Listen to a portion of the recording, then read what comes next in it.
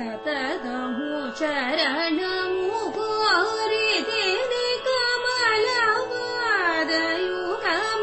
ನೌಮಿತಿ ಸುಂದರಿ ಶಂಕರಿ ಈ ಜಗಮುಲೋ Sarayu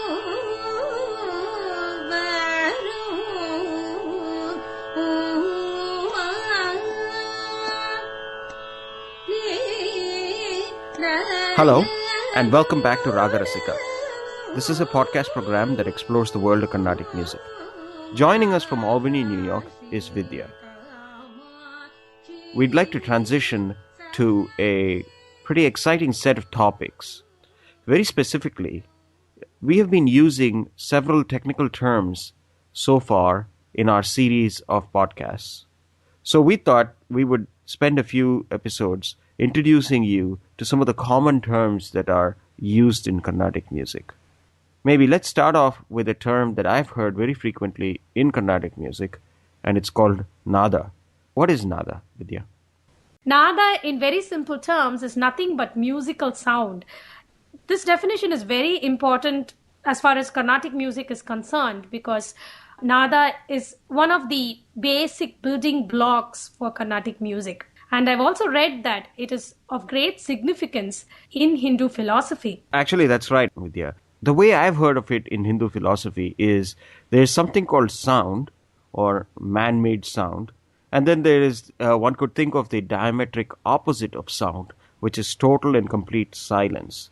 Both of these concepts have special significance in Hinduism, silence as well as man-made sound. In fact, total and complete silence is sort of absolute perfection. And yogis and meditators try to listen to this absolute silence during their meditation. And in Sanskrit, there is actually a word for this. It's referred to as anahatanada, or unmade sound, or unstruck sound. And it is believed to be the primal sound of the universe itself. Now, according to ancient scriptures and traditions, the word pranavanada is referred to sometimes, and the pranavanada is the om that you may have heard of, and it's believed to be the audible sound that is closest in terms of its resemblance to the unmade sound or the silent sound made by the universe from a spiritual perspective. Now, on the other hand, the sounds that are actually made or produced by man or nature, such as waves crashing on sand and so on, are ahatanada or made sound. So those are the two kinds of nadas, anahatanada or unstruck or unmade sound, and ahatanada. And Vidya, when you talk about ahatanada, I'm sure that has a lot of significance in Carnatic music as well. Certainly. So when I think about Ahatanada, I'm reminded of a very nice quote from Sarangadeva's Sangeeta Ratnakara that was written in the 13th century. In this book, Sarangadeva says, Geetam Vadyam Tatha Nrityam Trayam Sangeetam Uchyate. So this book was written in Sanskrit, and let me translate that quote. It literally means Geetam, that is song, Vadyam, that means instrument, and Nrityam, meaning dance, Trayam, the three together make up Sangeetam or music. So when we think about Nada, it really pervades all these concepts. Now, Vidya, as you mentioned, Nada is one of the most basic building blocks for music. Is that something that is referred to and mentioned in Carnatic music and songs? Absolutely. In fact, there are a significant number of compositions that mention the word Nada. Music can be considered as a form of worship. That's why you might have come across the term Nadopasana, which literally means upasana or worship of the Lord through music. Tyagaraja is an excellent example of a great Nadopasaka. So Nadopasaka is simply a person who worships God through the form of music. And being a great Nadopasaka, Tyagaraja has composed a number of beautiful compositions in which he talks about Nada and describes Nada as being the origin of the Saptaswarams or the 7 basic notes. So I would really like to use this opportunity to highlight a couple of such compositions where he talks about Nada. As I present these 2 compositions to you, I would like to first present the Pallavi line and explain the meaning of the Pallavi, and then move on to the first couple of lines of the charanam and explain their meaning. The first song that I have chosen is Naada Tanumanisham.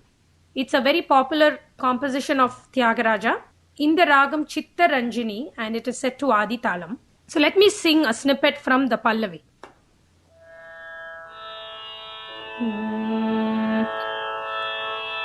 Naada Tanumanisham Shankaram Namami Me Manasa Shirasa Naada Tanumanisham Shankaram Namami Me Manasa Shirasa Naada Tanumanisham Shankaram Namami Me Manasa Shirasa Naada Tanumanisham.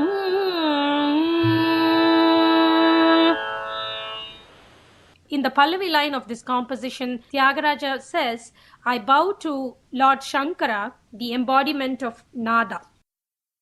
Moving on to the Charanam, Sadyo Jata Dipanchavakraja Sadyo Jata Dipanchavakraja Sarigama Padani Varasapta Swara Sadyo Jata Dipanchavakraja Sarigama Padani Varasapta Swara.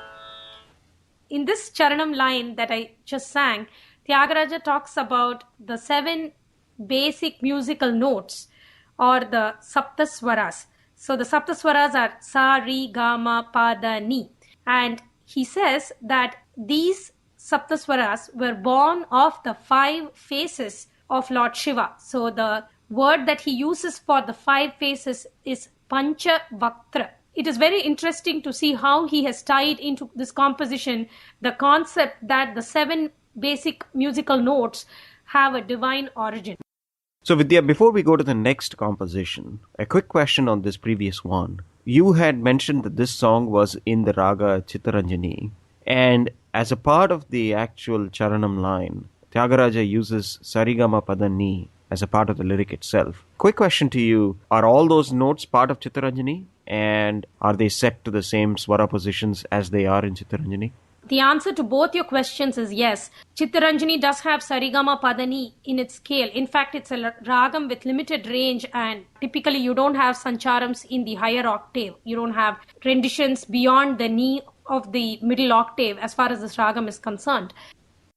The lyrics Sarigama Padani have been beautifully set to the corresponding note in this ragam Chittaranjani. Now let's move on to the second composition you're going to share with us, Vidya. The second composition that I would like to highlight in today's episode is a very popular piece again by Tyagaraja in the ragam Saramati and set to Adi Talam. The lyrics start with the words Mokshamu Galada. It's a very beautiful composition, and as I was looking up the meaning of the song, I found it fascinating to note that the entire song is actually made up of questions that Tyagaraja poses. And again, this is really very interesting because different compositions are structured in different ways. You know, some of them are made up of statements, and this particular song is an excellent example of a composition where every line is a question. So again, I'm going to sing the Pallavi line and the Charanam.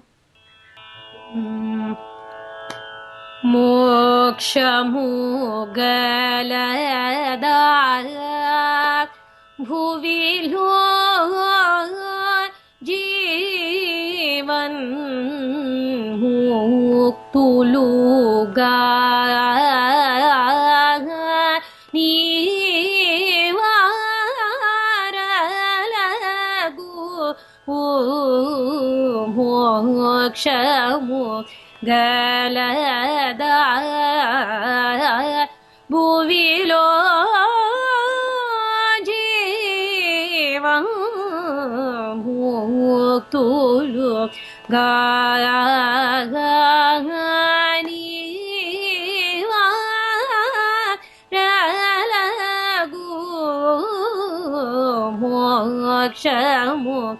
galada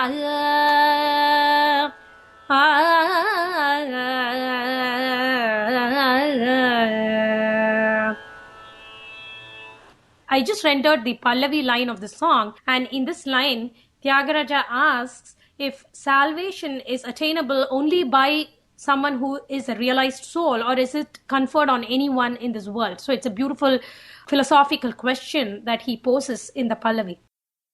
Moving on to the Charanam, here is where he again talks about the divine origin of the 7 notes. Prananala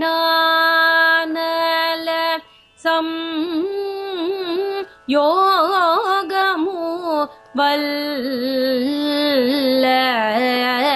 pranava nadamu sapta swaramule paraga prananala yogamu valla pranava nadamu sapta swaramule paraga. Again, very beautiful lyrics here.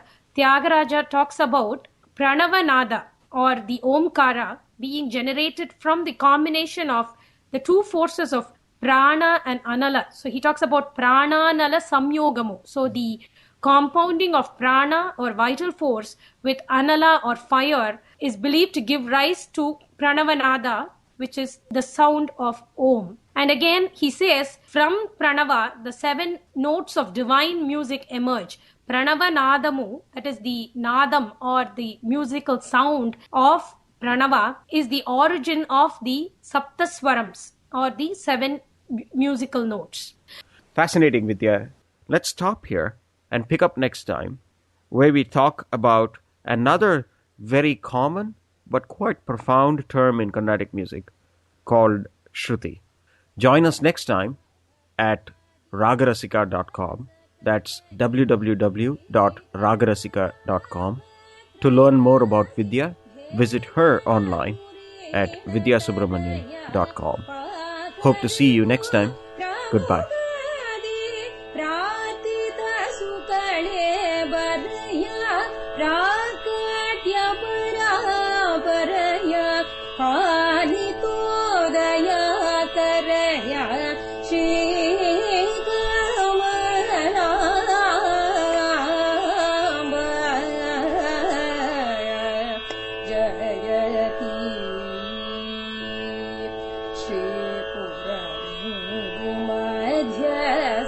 Chintamani mandirastha shivakara manchasthita shivaramesha kasta shri